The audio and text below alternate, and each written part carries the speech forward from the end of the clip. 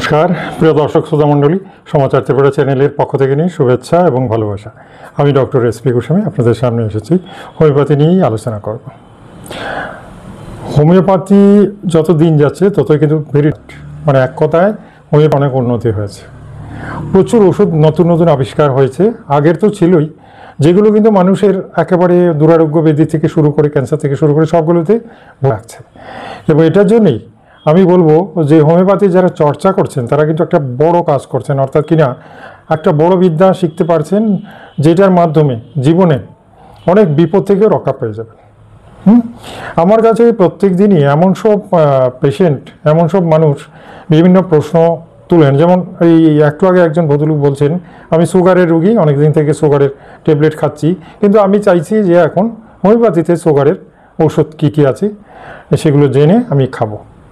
কারণ উনি বুঝতে পারছেন যে অ্যালোপ্যাথি যে ওষুধগুলো থাকে সেগুলোর কিছু কিছু সাইড এফেক্ট উনি ফিল করতে পারছেন, আর সেটার কারণে উনি ভয় পেয়ে উনি ভাবছেন যে না, হোমিওপ্যাথি সেই হোমিওপ্যাথিতেই চলে যায়। আসুন, এরকমই অনেক ব্যাপার আছে, অনেকগুলো ব্যাপার আছে। যেমন একটু আগে প্রোস্টেট গ্ল্যান্ডের আরেকজন ভদ্রলোক ফোন করেছেন, বেলু টেলু ঘুরে এসছেন, অনেক টেস্ট হয়েছে, কোনো কিছু ধরতে পারছে না, অথচ ওনার প্রস্রাব থেমে থেমে হচ্ছে।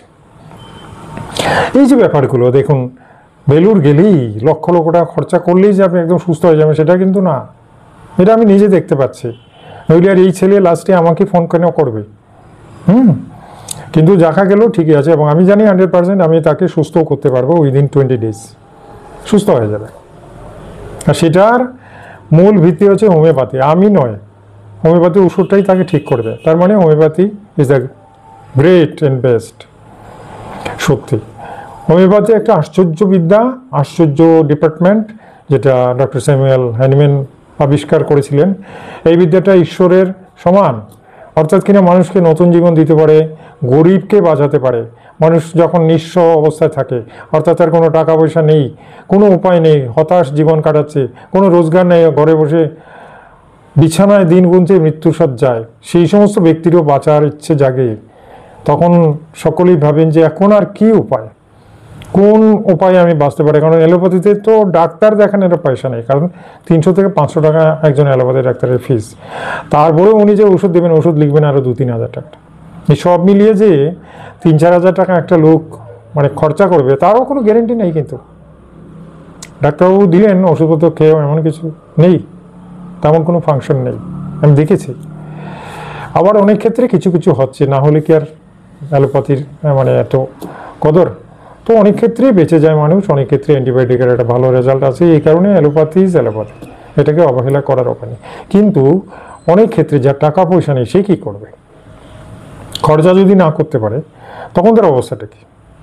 আমার কাছে প্রত্যেকদিন এরকম অনেক লোকে ফোন করে বলেন যে আমার তো টাকা পয়সা নেই এবং আমি ভীষণ অসুস্থ। এই তো একটু আগে নার্ভের রোগী, এই নার্ভ নিয়েই আজকে আমার এই ভিডিও। ছেলেটা বলছে আমি তো একদম বেকার এবং আমি ঘরে বসে আছি, ভাতা, বাবা ভাতা এগুলো দিয়ে আমরা ডাল ভাত খাই, এরকম কষ্টে দিন কাটাচ্ছে। নার্ভের রোগী, হাত পা কাঁপে, পা তুলতে পারে না, এরকম ভীষণ অবস্থা। অথচ তারও বাঁচার ইচ্ছে, বয়স মাত্র 30-35 বছর, তারও তো পৃথিবীতে বেঁচে থাকার ইচ্ছে, মরতে কে চায়? তো সুস্থ হওয়ার জন্য সে এখন এটাই ভাবছে যে কী করি। আমাকে ফোন করে বলছে স্যার কী করি। এখন আমি যেটা বলবো, এই সবার জন্যই, এই জন্যই আমাদের ভিডিও। এক তাড়ি ওষুধ যে সবার খেতে হবে তা কিন্তু না। কোনো রোগের ক্ষেত্রে 1-2 ওষুধই যথেষ্ট, এবং সেই ওষুধটাই যদি সেই রোগী সেই ওষুধটাই যদি খায়, 2-4 ফোঁটা ওর পেটে যায়, তাহলে কিন্তু সে বেঁচে যেতে পারে। এরকম হয়েছে, অনেক হয়েছে। আমি বলেছিলাম, আমি একটা গল্প বলেছি অনেকগুলো ভিডিওতে, আমরা যারা আমার চ্যানেলটা রেগুলার দেখেন, অনেকগুলো ভিডিওতে আমি বলেছি যে আমার জীবনে 23 বছর বয়সে আমি এরকম অসুস্থ হয়েছিলাম। বিশেষ করে লিভার ট্রাবলস থেকে নার্ভের দুর্বলতা প্রচণ্ডভাবে দেখা দিয়েছিল এবং শুকিয়ে আমি মারা যাওয়ার উপক্রম হয়েছিল। তখন কিন্তু একজন হোমিওপ্যাথি ডাক্তার আমাকে বাঁচিয়েছিলেন, এবং আমার যুবক বয়স। তো এই জন্যই বলি, এই যে ব্যাপারটা, এটা সেদিনই আমি বুঝতে পেরেছিলাম যে হোমিওপ্যাথির মধ্যে সেই শক্তিটা আছে। একজন অসহায় মুমূর্ষু রোগীকে বাঁচানোর ক্ষমতা তার আছে, গরিবকে বাঁচানোর ক্ষমতা আছে। যাদের টাকা পয়সা নেই তাকে বাঁচানোর ক্ষমতা আছে, কারণ একদম কম দামের একটা ওষুধও হয়তো তার মৃত্যুর সঞ্জীবনীর মতো কাজ করতে পারে। আসুন দেরি না করে আজকে কিন্তু মূল বক্তব্যে আসছি। আজকে আমি নার্ভ নিয়ে কথা বলবো, নার্ভের রোগ নিয়ে কথা বলবো, অর্থাৎ নার্ভের দুর্বলতা। নার্ভের দুর্বলতা অনেক ধরনের হয়ে থাকে। একটা হচ্ছে ব্রেনের নার্ভ মানে স্নায়বিক দুর্বলতা, যেটা শুধু মাথা, আর আরেকটা হচ্ছে সমস্ত শরীরের, কারণ নার্ভ তো সমস্ত শরীরে আছে, জানেন তো। মনে করুন আমি একটা উদাহরণ দিচ্ছি, এই যেমন আঙ্গুলের ডগায় কিন্তু নার্ভ, আঙ্গুলের ডগায় নার্ভ। হ্যাঁ, এখানে যদি সুচ ফোটানো হয় তাহলে খুব বেশি ব্যথা হবে, কারণ ওখানে নার্ভ আছে, বুঝতে পেরেছেন। ইঞ্জেকশন যখন ডাক্তারবাবু করেন এই জায়গাতেও নার্ভ আছে, কিন্তু সেটা দেখে বুঝেই করতে হয়। যদি নার্ভে ইঞ্জেকশনে খোঁচা পড়ে তাহলে দীর্ঘদিন ব্যথা থাকবে, বুঝতে পারছেন। আর যদি নার্ভের বাইরে পড়ে তাহলে ব্যথা ওই আধা ঘন্টার মতো থাকবে, এরপরে ঠিক হয়ে যাবে। তাহলে এই জিনিসগুলো বুঝতে হবে যে শরীরের কোন কোন জায়গাতে নার্ভ রয়েছে, আরও অনেক জায়গাতে নার্ভ আছে। তো নার্ভের রুগীরা যে সমস্ত জায়গাতে নার্ভ আছে সেই সমস্ত জায়গাতে প্রচণ্ড দুর্বলতা ফিল করে, যেমন পায়ের তলা, হাত, হ্যাঁ, এবং বিভিন্ন এমন সব জায়গা আছে যে জায়গাতে নার্ভের মানে অস্তিত্ব খালি চোখেও দেখা যায়।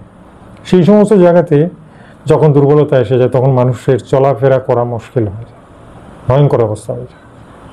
হ্যাঁ, এটাই নার্ভ। আর স্নায়বিক দুর্বলতা হচ্ছে অন্য জিনিস, যেমন একদম মাথা তোলা যাচ্ছে না, মাথাটা ঘুম ঘুম ভাব, সারাক্ষণ তন্ডা তন্ডা ভাব, মাথা একদম দুর্বল, যেখানেই যাওয়া যাচ্ছে মনে হয় শুয়ে থাকি। এটা হচ্ছে মস্তিষ্কের স্নায়বিক দুর্বলতা।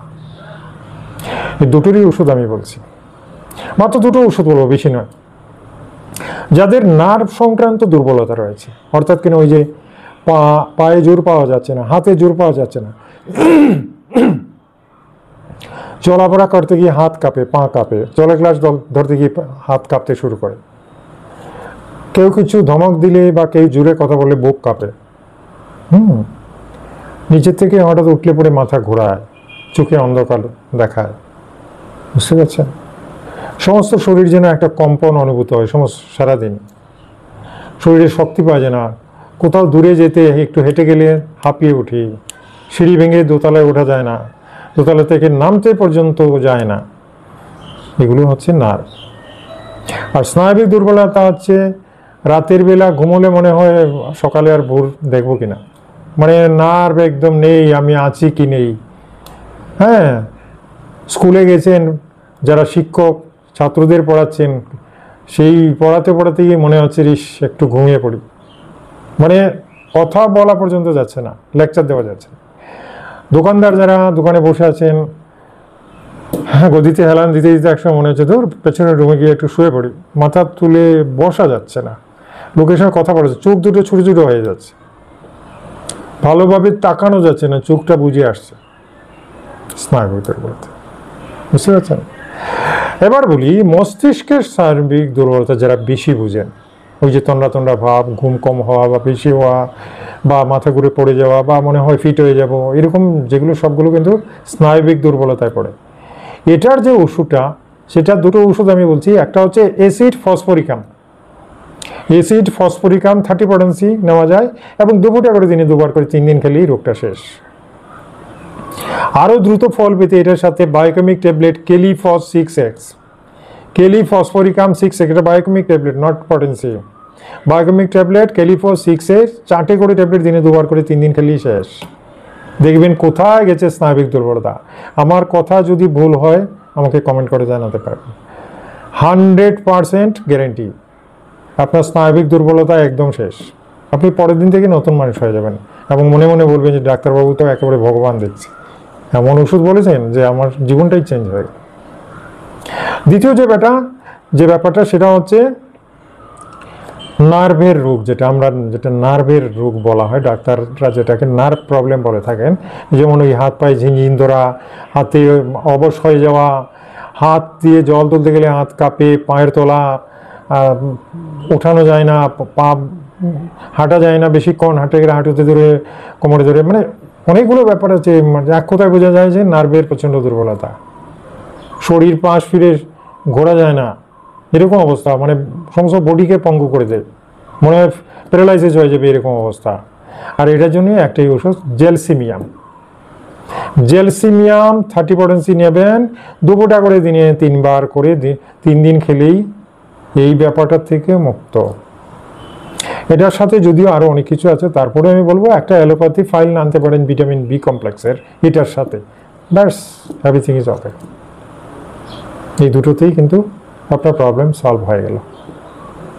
বুঝতে পেরেছেন?